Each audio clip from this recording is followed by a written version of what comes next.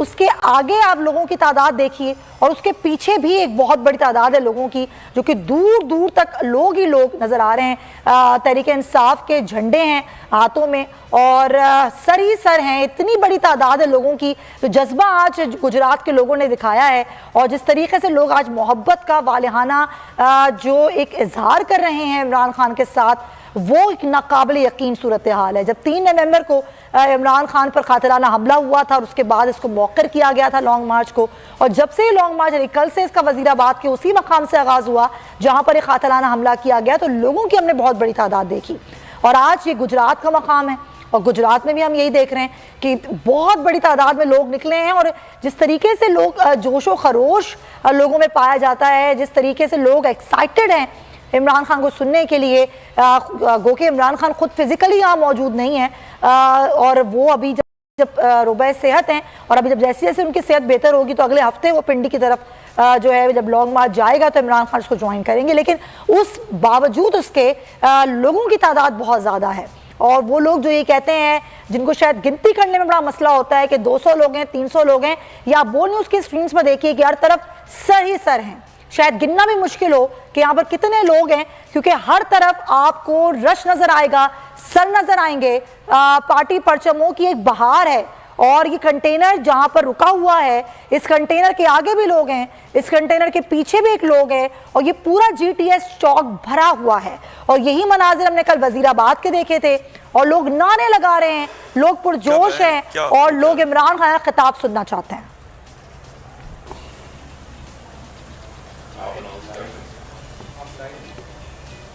ابھی یہ جو صورتحال ہے یہ گجرات کی دکھا رہے ہیں, تحریک انصاف کے چیئرمین عمران خان بھی اب خطاب کر رہے ہیں. بسم اللہ الرحمن الرحیم. ایاک نعبد و ایاک نستعین. میرے پاکستانیوں, میں ساری دنیا میں 70 سال کی زندگی میں ساری دنیا میں پھرا ہوں. میں نے باہر سے جو بار بار میں لوگوں کو بتاتا ہوں کہ مجھے کیسے پتا چلا کہ پاکستان میں ہم نے کیوں انصاف لانا ضروری ہے اس ملک کو آزاد کرنے کے لیے اور اس ملک کی اس کو خوشحال کرنے کے لیے. یہ کیوں ضروری ہے؟ کیونکہ میں نے وہ معاشرے دیکھے ہوئے ہیں جدھر خوشحالی ہے, کیونکہ وہاں انصاف ہے. میں جب ایک چھوٹی عمر میں جب میں ایک برطانیہ گیا تو میں نے ان کا نظام دیکھا اور پھر اس کو سٹڈی کیا کہ کیوں وہاں خوشحالی ہے اور کیوں یہاں سے لوگ ہمارے اتنی مشکلوں سے محنت کوشش کر کے کسی طرح پہنچتے ہیں نوکریاں ڈھونڈنے کے لیے. تو میں آج آپ کے سامنے سب سے پہلے ایک مثال رکھنا چاہتا ہوں کہ پاکستان کے مسئلے کیوں ادھر ہیں کہ ہمارے ملک کے حالات کے بیکاریوں کی طرح دنیا سے بھیک مانگتے پھرتے ہیں. ایک اب یہ ساری قوم کو ذرا سمجھنا ہے کہ یہ ہو کیا رہا ہے ملک کے ساتھ. پاکستان کا پرائم منسٹر وہ جاتا ہے برطانیہ, لندن کے ملک سے بھاگا تھا کہ وہ جناب علاج کروانے جا رہا ہے, یہ اس کو ملنے جا رہا ہے. یہی نواز شریف مشرف کے دور پہ اس ملک سے جھوٹ بول کے گیا تھا کہ میں نے کوئی معاہدہ نہیں کیا, جبکہ 8 سال کے بعد سعودی عربیہ کا شہزادہ آیا نہیں اور اس نے معاہدہ دکھایا جو اس نے مشرف سے کیا تھا, اور اس کو این آر او ملا تھا. تب اس کی چوری رک گئی تھی, جو اس کے چوری کے کیسز تھے حدیبیہ پیپر مل کے, وہ رک گئے تھے کیونکہ معاہدہ کر کے گیا تھا. اب یہ تماشا دیکھیں کہ یہ وہ آدمی ہے جس کو سپریم کورٹ نے 1.5 سال جے آئی ٹی کے اندر انویسٹیگیٹ کر کے, جس کے اندر 2 بریگیڈرز بھی تھے, اس کے اندر اس کو سزا ملی. اور وہ ابھی سزا یافتہ آدمی آج پرائم منسٹر پاکستان کا جا رہا ہے جو اس کا بھائی ہے. اور میں بھائی کا بھی بتا دوں کہ اس کے بھائی کو اور بیٹے کو سزا ملنے والی تھی. یہ جو ایف آئی اے کا کیس ہے اس میں ان کو سزا ملنے والی تھی. تو یہ وہ اس کو سازش کے تحت اوپر بٹھایا گیا. آپ کو سب کو پتا ہے کہ وہ گواہ بچارے 2 مہینے کے اندر سارے گواہ مرے, اور ابھی تک کوئی پتہ نہیں چلا کہ وہ کیسے ان ساروں کو ہارٹ اٹیک ہو گیا. اور پھر جو ڈاکٹر رضوان جو انویسٹیگیٹر تھا ایف آئی اے کا, وہ بھی مر گیا. یہ وہ آدمی ہے جس کے اوپر ہیومن رائٹس کی واچ یا ایمنسٹی کی رپورٹ ہے کہ اس نے 97 سے 99 تک کوئی ایکسٹرا کئی 100 لوگ پولیس مقابلے میں مارے ہیں. عابد باکسر کا بیان ہے کہ یہ ہمارے سے پولیس مقابلے پہ لوگوں کو مرواتا تھا. یہ اور رانا ثناء اللہ ان کے اوپر ہے کہ انہوں نے ماڈل ٹاؤن دن دہاڑے پولیس کے ذریعے لوگوں کو قتل کیا, 12 لوگوں کو اور 60 لوگوں کو گولیاں لگی. اب یہ دیکھ لیں کہ یہ اب جا رہا ہے وہاں, اور فیصلہ کیا ہونے لگا ہے؟ پاکستان کا فیصلہ. کیا فیصلہ ہونے لگا ہے؟ وہ جو کہ سب سے امپورٹنٹ پوزیشن ہے پاکستان میں, آرمی چیف کی, اس کے اوپر فیصلہ کرنے جا رہے ہیں. اور پھر آگے بھی مزید کہ اس ملک کی تقدیر کے الیکشن کب ہوں گے, نہیں ہوں گے, کتنی دیر کیئر ٹیکر, یہ سارے فیصلے ایک ملک کا بڑا 30 سال سے جو اس ملک کو چوری کر کے ملک سے پیسہ باہر لے کے جا رہا ہے, وہ فیصلہ کرے گا. تو میں پہلے تو یہ آپ کو اس طرح بتانا چاہتا تھا کہ یہ کسی بھی سیولائز ملک, جن کو ترقی یافتہ ملک ہم کہتے ہیں, وہاں کوئی تصور نہیں کر سکتا اس طرح کی چیز. کیوں نہیں کر سکتا؟ کیونکہ سب سے پہلے وہاں قانون کی حکمرانی ہے. جو بھی ملک ہے, برطانیہ میں جدھر بیٹھے ہوئے ہیں ادھر قانون کی حکمرانی ہے, رول آف لا ہے. وہاں ہو ہی نہیں سکتا کہ طاقتور کہے, چوری بھی کرے, کرپشن بھی پکڑی جائے, سزا بھی مل جائے, لیکن وہ NRO لے لے. کبھی برطانیہ میں سنا ہے کسی نے NRO لیا؟ کسی کی مجال ہے کسی طاقتور کی کہ وہ کہے کہ ہاں جی میں نے جرم کیا ہے, لیکن تم ہوتے کون ہو مجھے پوچھنے والے, اور بلیک میل کر کے NRO لیا اس نے مجھے. جو لانگ مارچز کیوں کی تھی انہوں نے میرے خلاف, جو میرے خلاف 3 دفعہ لانگ مارچز کی تھی, کیوں کی تھی؟ NRO لینے کے لیے. کیوں انہوں نے ہمیں بلیک میل کیا تھا فیٹف کے اوپر؟ NRO نے لینے کے لیے کہ کسی طرح میں ان کی چوری معاف کر دوں. میری ساری تقریریں سن لے, پہلے دن سے میں نے کہا کہ میں ان کو NRO نہیں دوں گا. کیوں نہیں دوں گا؟ کیونکہ یہ کون سے ملک کا نظام ہے انصاف کا کہ بیچارہ چھوٹا چور جیل میں چلا جائے اور بڑے بڑے ڈاکو قانون کے اوپر چلے جائیں. تو اس کے اوپر تو میں بار بار کہہ بیٹھا ہوں کہ ہمارے نبی صلی اللہ علیہ وسلم نے 1500 سال پہلے کہہ دیا تھا کہ ایسے نظام نہیں چل سکتے جو چھوٹے چوروں کو جیل میں ڈالیں اور بڑے ڈاکوں کو نہ پکڑ سکیں. تو تباہی کا تو سب سے پہلے یہ سبب ہے کہ رول آف لا ہی نہیں ہے پاکستان میں. یہ سارا جو تماشا ہو رہا ہے اس کا مطلب کہ یہاں قانون کی حکمرانی نہیں ہے, یہاں طاقت کی حکمرانی ہے. یہاں جو طاقتور ہے وہ جو مرضی چاہے کر سکتا ہے. جو یہ سارا اعظم سواتی کا کیس ہوا, یہ جو مجھے گولیاں لگی ہیں, میں FIR ہی نہیں کٹوا سک رہا ملک کا ایکس پرائم منسٹر, کیونکہ طاقتور سامنے کھڑا ہوا ہے. جدھر طاقتور سامنے آتا ہے ادھر انصاف چلا جاتا ہے. صرف جو کمزور آدمی ہے, جو مرا ہوا ہے, جو بیچارہ گرا ہوا ہے, جو سارا دن دہاڑی کر کے محنت کرتا ہے, وہ بیچارہ صرف وہی آدمی ہے جو جیلوں میں جاتا ہے, کیونکہ اس کو کوئی پوچھنے والا نہیں ہے. وہ قصوروار ہو یا نہ ہو وہ جیل میں چلا جائے گا. طاقتور کو یہ اب آپ کے سامنے تماشا ہو رہا ہے کہ سارے ملک میں ڈیل کی جا رہی ہے. یہاں طاقتور ڈاکوؤں سے ڈیل کی جاتی ہے, ان کو جیلوں میں نہیں سزا نہیں ملتی, ڈیل ہوتی ہے. تو یہ ڈیل ہو رہی ہے سارے ملک کے سامنے. تو پہلی چیز تو میں یہ کہنا چاہتا تھا کہ کبھی بھی کوئی قوم جدھر قانون کی حکمرانی نہیں ہے وہ ترقی نہیں کر سکتی. آج ساری جو ڈیولپنگ ورلڈ ہے, جو غریب ملک ہیں, آپ ذرا ان کو ایک ایک ملک دیکھ لیں اور ایک ایک جگہ آپ کو ایک ہی چیز نظر آئے گی, وہاں طاقتور قانون سے اوپر ہے. وہ بھی پیسے چوری کر کے ملک سے باہر بھیج رہا ہے, وہ بھی باہر بینکوں کے اندر بڑے بڑے لنڈن نیو یارک میں بڑے بڑے محل خرید رہا ہے. وہ ہر غریب ملک کا یہی مسئلہ پڑا ہوا ہے. کیوں؟ اور میرے نبی نے 1500 سال پہلے کہہ دیا تھا کہ تباہی کا سبب کیا ہوتا ہے, اور یہ ہمارے سامنے ہے. اور برطانیہ جو ذرا بیٹھے ہوئے ہیں, ذرا پوچھیں کہ وہ پاکستانی ہوتے ہیں, ہماری کمیونٹی بڑی تکڑی برطانیہ میں, امریکہ میں, یورپ میں ہماری تکڑی پاکستانی کمیونٹی ہے. پوچھیں تو صحیح ان سے کہ کیوں وہ نکلتے ہیں ہمارے لیے, کیوں وہ تحریک انصاف کو سپورٹ کر رہے ہیں؟ کیونکہ وہ جانتے ہیں, ان کو پتہ ہے کہ انصاف کیا ہوتا ہے. انہوں نے ان معاشروں کے اندر انصاف دیکھا ہوا ہے, اور ان کو پتہ ہے بیچارے زیادہ تر تو یہاں سے بھاگتے اس لیے ہیں کہ یہاں انصاف ہی نہیں ہے. لوگ, آپ کسی کی زمین پہ قبضہ کر لیں, وہ بیچارہ ٹکرے کھاتا رہے گا اگر طاقتور سامنے کھڑا ہو گیا. کیوں نہیں ہے برطانیہ میں قبضہ گروپ؟ پوچھے نا برطانیہ میں کیوں نہیں قبضہ گروپ؟ کبھی کوئی تصور ہے کہ قبضہ گروپ آ سکتا ہے؟ یورپ میں کیوں نہیں ہے قبضہ گروپ؟ امریکہ میں کیوں نہیں ہے قبضہ گروپ؟ یہ تو صرف وہ بنانا ریپبلکس میں ہوتے ہیں. بنانا ریپبلک کا مطلب ہوتا ہے کہ جس قوم میں انصاف نہیں ہوتا، جس قوم کے اندر یہ جب طاقت کی حکمرانی یعنی جنگل کا قانون ہوتا ہے تو وہ تباہ ہو جاتے ہیں. دوسری چیز کیا نظر آ رہی ہے اب؟ دوسری چیز یہ نظر آ رہی ہے کہ پاکستان کے اندر امر بالمعروف نہیں ہے. اللہ کا حکم ہے اچھائی کے ساتھ کھڑے ہو اور برائی کے خلاف جہاد کرو. یہ آج برطانیہ میں پوچھے لوگوں سے، آپ کے جو یہ نکلتے ہیں پاکستانی برطانیہ میں، یہ جو ایونز فیلڈ کے بعد پبلک نکلتی ہے، یہ ہم نہیں نکالتے. ان کو برطانیہ میں پتہ ہے کہ ان کی قوم اچھائی کے ساتھ کھڑی ہوتی ہے اور اس کی وجہ سے جرأت نہیں ہوتی کسی میں برا کام کرنے کے لیے. وہ ڈرتے ہیں کیونکہ قوم ان کے خلاف کھڑی ہو جاتی ہے.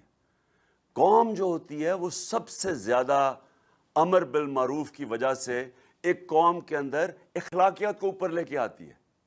تو یہ تو ساری قوم کے سامنے اخلاقیات کا قتل ہو رہا ہے کہ ایک مفرور آدمی بیٹھ کے تو ملک کے فیصلے کر رہا ہے. تو اس کا مطلب برائی میں بری چیز کیا ہے؟ پھر چوری کیوں بری ہے؟ کیوں میں کرپشن نہ کروں؟ میں کیوں لوگوں کو قتل نہ کروں؟ جب یہ ایک معاشرہ اس کو برا ہی نہیں سمجھتا تو پھر اس میں کون محنت کر کے پہلے پڑھے لکھے پھر ہر روز صبح سے لے کے شام تک کام کرے، اپنے بچوں سے دور ہو؟ کون اتنی محنت کرے؟ چوری کرے اور پیسہ بنا لے. تو معاشرے کیوں کامیاب ہوتے ہیں؟ کیوں میرے نبی صلی اللہ علیہ وسلم نے مدینہ کی ریاست میں امر بالمعروف قائم کیا، عدل اور انصاف قائم کیا، اور اس کی وجہ سے وہ خوشحالی آئی. تو آج یہ آپ دیکھ رہے ہیں قوم کو کیا پیغام جا رہا ہے کہ جناب وہ آدمی جو کنوکٹ ہوا ہے 1.5 سال جے آئی ٹی بنی، سپریم کورٹ کے 5 ممبر بینچ، اس سے زیادہ تو کوئی بڑی عدالت نہیں، اس نے اس کو سزا یافتہ کرا دیا اور وہ جا کے آج اس ملک کے مستقبل کے فیصلے کر رہا ہے. یہ المیہ جو اس ملک سے، یہ مجھے بتائیں ایک سیولائز ملک، ایک مجھے بتائیں کہ جو ملک ترقی یافتہ ہے جدھر خوشحالی ہے، مجھے ایک ملک بتائیں جس طرح اس طرح کی چیز تصور بھی نہیں کوئی کر سکتا. اخلاقی قتل ہو رہا ہے اس ملک کا. یہ جو چوروں کو ان ہینڈلرز نے جب سے ہمارے اوپر مسلط کیا ہے، انہوں نے سوائے اپنی چوری، اپنے کیسز ختم کرنے کے لیے، ان کی صرف ایک اچیومنٹ ہے کہ انہوں نے 1100 ارب روپے کا جو قوم کا پیسہ چوری ہوا تھا وہ آہستہ آہستہ وہ سارا کیسز ختم کروا رہے ہیں، یعنی چوری ہضم کر رہے ہیں. باقی انہوں نے ملک کا بیڑا غرق کر کے رکھ دیا ہے، انہوں نے معیشت تباہ کر دی ہے. انہوں نے کہاں 6% گروتھ ریٹ، اور آج حالات دیکھیں. روزگار تب کیا تھا اور آج دیکھیں، فیکٹریاں بند ہو رہی ہیں، انڈسٹری گروتھ ریٹ نیچے آ رہی ہے، کسان سڑکوں کے اوپر ہیں. وہ بیچارے جو جس طرح کی مہنگائی کی ہے، کسانوں کا حال دیکھیں کیا آج. تو ساری جگہ دیکھیں کہ کیا انہوں نے کیا ہے. ایکسپورٹس گر رہی ہیں، ریمیٹنسز جو بھیجتے تھے بیرونی ملک پاکستانی وہ کم ہو رہی ہیں، ڈالر کم آ رہے ہیں، قرضے بڑھتے جا رہے ہیں. ان کو کوئی فرق نہیں پڑے گا کیونکہ ان کا پیسہ باہر پڑا ہے. یہ جدھر نواز شریف لندن کے سب سے مہنگے علاقے میں بیٹھا ہے، جدھر یہ فیصلے ہو رہے ہیں ہمارے ملک کے، کدھر سے پیسہ آیا اس کے پاس؟ کوئی ایک رسید بتائیے اس نے کہ کدھر سے پیسہ آیا. کبھی قطری خط آ جاتا تھا تو کبھی کلیبری فونٹ آ جاتی تھی. ان کے پاس ایک رسید نہیں ہے. یہاں سے چوری کر کے پیسہ باہر گیا اور وہاں شان و شوکت میں رہ رہا ہے اور ملک کے فیصلے کر رہا ہے. یہ قومیں یاد رکھیں، ایٹم بم برداشت کر سکتی ہے قوم. جاپان کے اوپر 2 ایٹم بم گر گئے تھے. جرمنی سیکنڈ ورلڈ وار میں ایک بلڈنگ کھڑی نہیں تھی، وہ 10 سالوں میں قومیں کھڑی ہو گئی کیونکہ اخلاقیات کو بمباری سے ختم نہیں کر سکتے. جو اخلاقی جب ایک قوم اس کی اخلاقیات تباہ ہوتی ہے، آپ جدھر مرضی دنیا میں بھاگتے پھریں ہاتھ لے کے کہ جی ادھر پیسے دیں اور ادھر پیسے دیں، قرضے دیں یا ایڈ لیں، لوگوں کے گھٹنے گوڈے پکڑیں، اور یہ پکڑ رہے ہیں. 30 سال سے یہ 2 خاندان حکومت میں ہیں. یہ سب جو گورا رنگ آتا تو اس کے پیر میں گر جاتے ہیں، ہر جگہ جا کے پیسے مانگتے ہیں کہ میں مانگنے تو نہیں آیا لیکن میں مجبور ہوں. مجبور کس نے کیا ہے؟ یہ دو خاندان تو 30 سال سے اقتدار میں ہیں اور یہ جا کے لوگوں سے پیسے مانگتے رہے.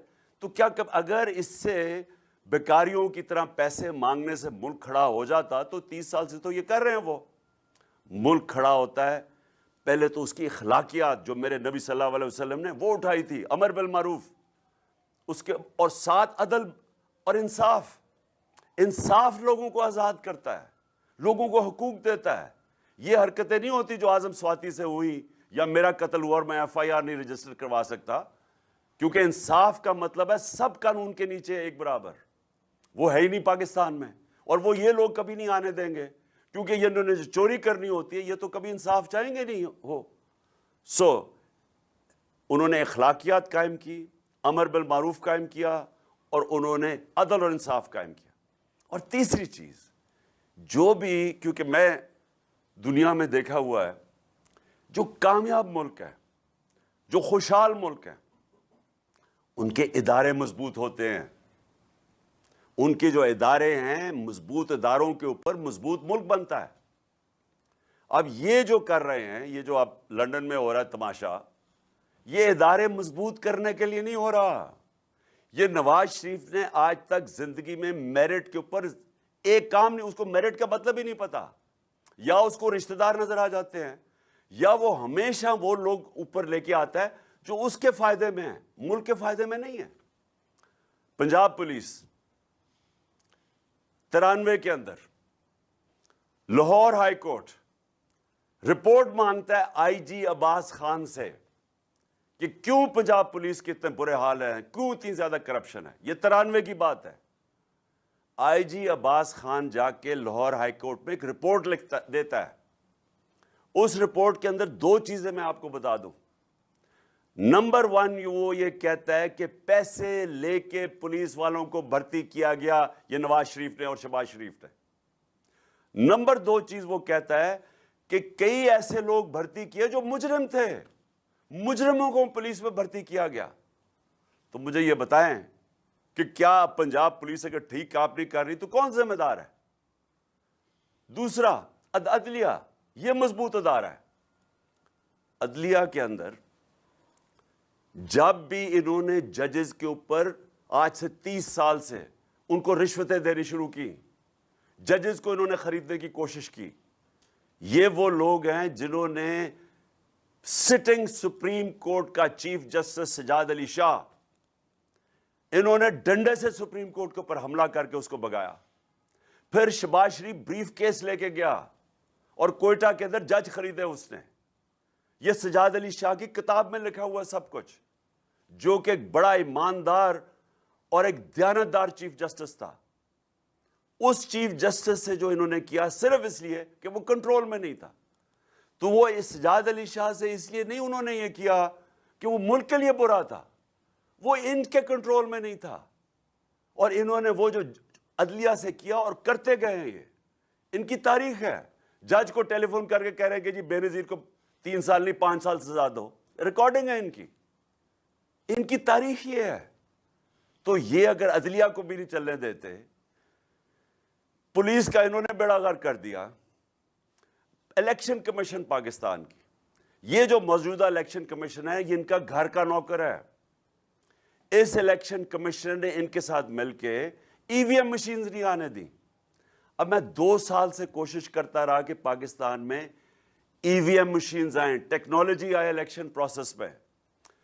2015 کی جو جوڈیشل کمیشن بیٹھی تھی دھاندلی کے اوپر, ان کے آج ہم کو رزلٹ پڑے 90% جو دھاندلی ہوتی ہے وہ EVM مشین سے ختم ہو سکتی ہے. 2 سال میں کوشش کرتا رہا. یہ نون لیگ الیکشن کمیشن میں مل کے اور ان کے ہینڈلرز نے جو کہ انجینئر کرنا چاہتے ہیں بعد میں الیکشن, انہوں نے آنے نہیں دی مشینز. اس سے مجھے ذاتی کیا فائدہ تھا؟ فائدہ چوروں کو تھا, فائدہ ہینڈلرز کو تھا, نقصان ملک کو تھا. صاف اور شفاف الیکشن اگر ہوتے ہیں تو ملک کی جمہوریت آگے بڑھتی ہے. انہوں نے روکا. اور پھر میں یہ سوال پوچھتا ہوں کہ جو انہوں نے زندگی میں میرٹ پہ کچھ کیا نہیں, کیا یہ اس ملک کے اندر آرمی چیف کی سلیکشن ٹھیک کرے گا؟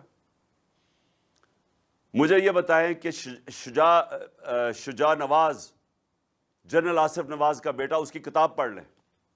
وہ کتاب میں لکھتا ہے کہ اس نے جنرل آصف نواز کو مری کے گورنر ہاؤس میں BMW رشوت دینے کی کوشش کی. یہ 1992 کی بات کر رہا ہوں، آج سے 30 سال پہلے.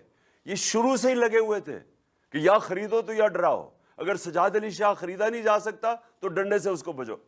اگر یہ جو آرمی چیف ہمیں اپنا چاہیے کہ کیونکہ ہم نے چوری کرنی ہے اور ہم کنٹرول سب کچھ تو کنٹرول کر بیٹھے ہیں، سارے ادارے تو نیچے ہیں لیکن آرمی نہیں کنٹرول ہو رہی، تو اس لیے اپنے آرمی چیف اس کو رشوت دینے کی کوشش کی. تو کیا ہم یہ سمجھتے ہیں کہ آج یہ کوئی ایک نیا نواز شریف آ گیا جس نے کوئی میرٹ کے اوپر کوئی کام کرے گا؟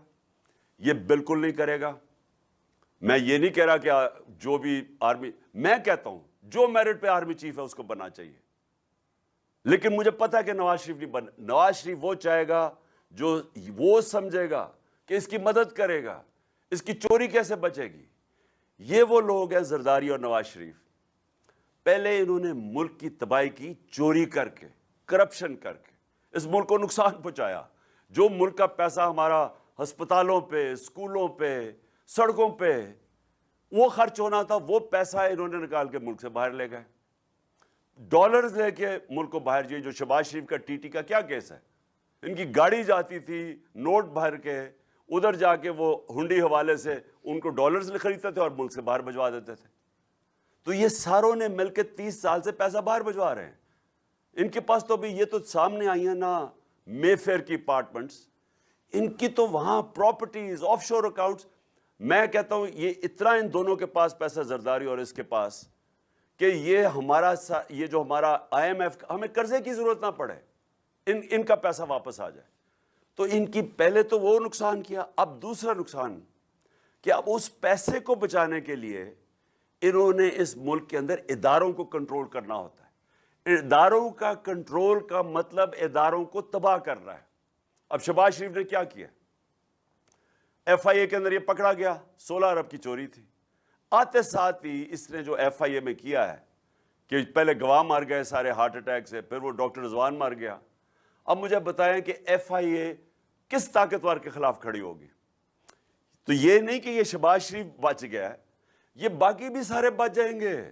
جو بڑا طاقتور ڈاکو ہے، کیونکہ انہوں نے اس کو کمزور کر دیا ادارے کو. اب کوئی بھی FIA میں صرف FIA کا کام ہوگا کہ عمران خان کے اوپر یا مخالفین کے اوپر کوئی کیسز کرو، یا کوئی ان کو تنگ کرو، یا جنہوں نے PTI کو پیسے دیتے تھے ان کو تنگ کرو.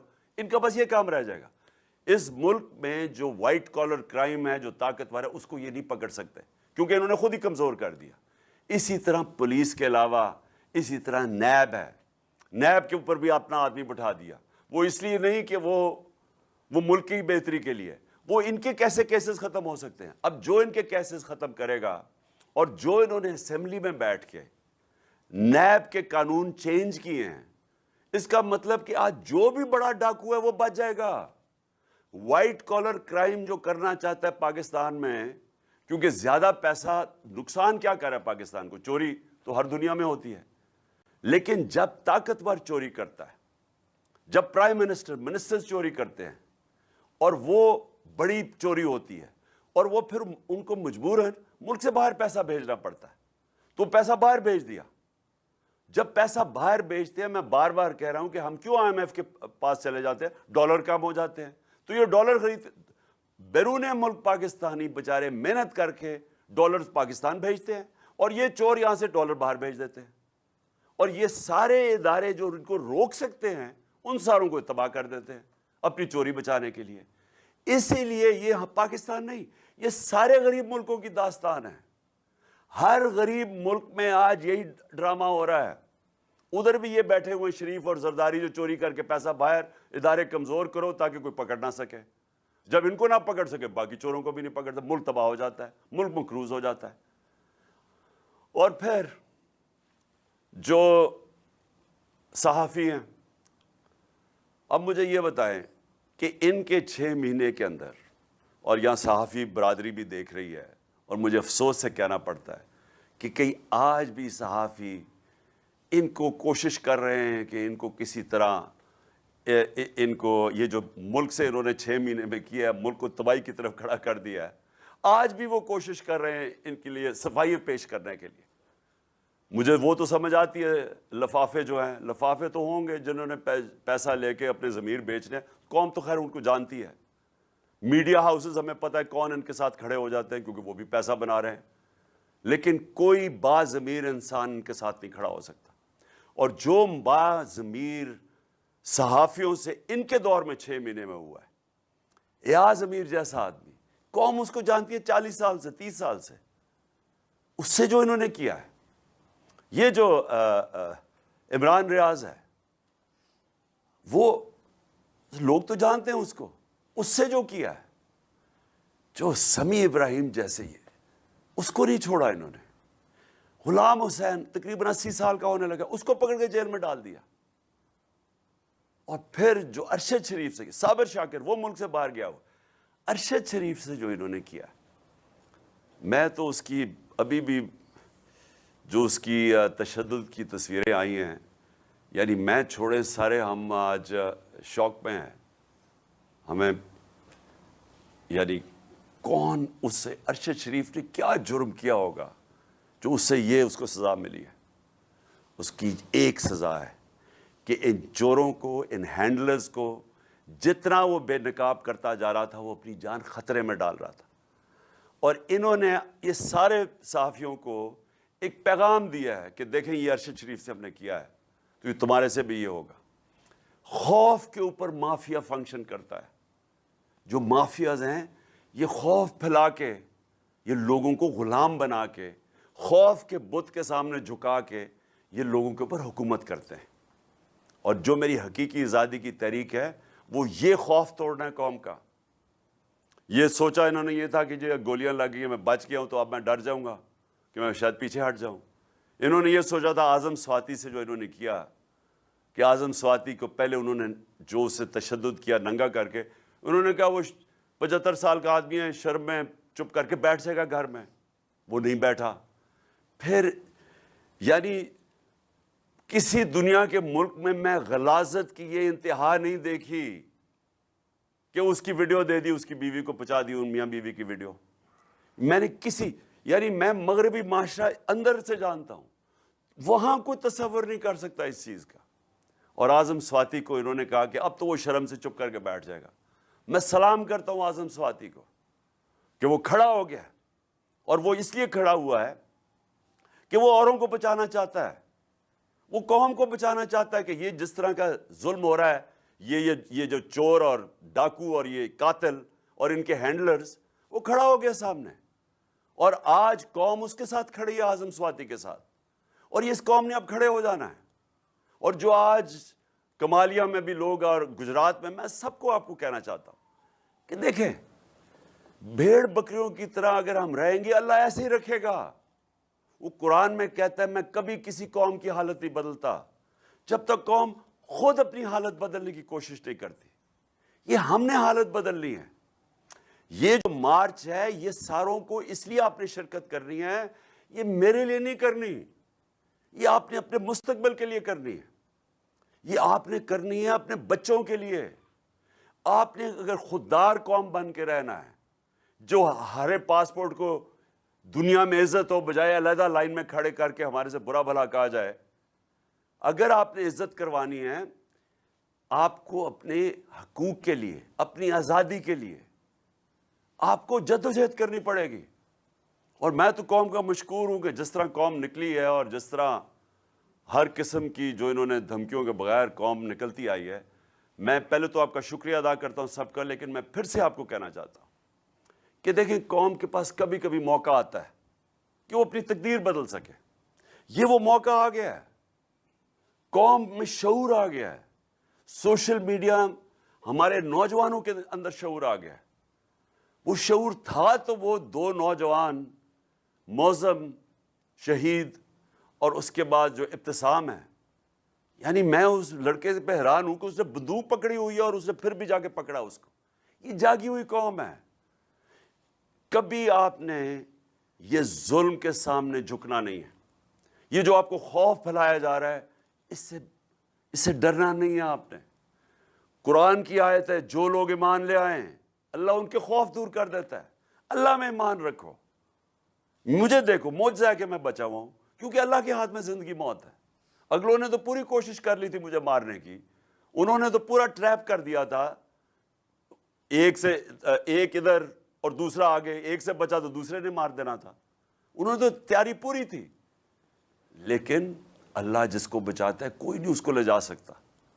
اور اللہ نے, میں یہ سمجھتا ہوں, میرا یہ ایمان ہے کہ بچایا اس لیے ہے کہ اسے پتہ ہے کہ میری ایک مشن ہے اس ملک میں قانون کی حکمرانی قائم کرنے کے لیے. تحریک انصاف کی تحریک, میرا یہ ایمان ہے کہ اس نے مجھے اس مشن کے اوپر پورا لے کے جانا ہے اور ان کا مافیاز کا مقابلہ کرنا ہے. اور یہ جو ڈرامہ ساری قوم کی توہین ہو رہی ہے کہ مفرور ایک سزائے یافتہ ملک کے فیصلے کر رہا ہے اور وہ اس پوزیشن کا فیصلہ کر رہا ہے جو کہ اس ملک میں سب سے امپورٹنٹ پوزیشن ہے. اس لیے آپ سب کو میں پھر آج آپ کا شکریہ ادا بھی کرتا ہوں. آپ جس تعداد میں نکلے اور انشاءاللہ سب نے تیاری کرنی ہے. پنڈی میں آپ سب سے ملاقات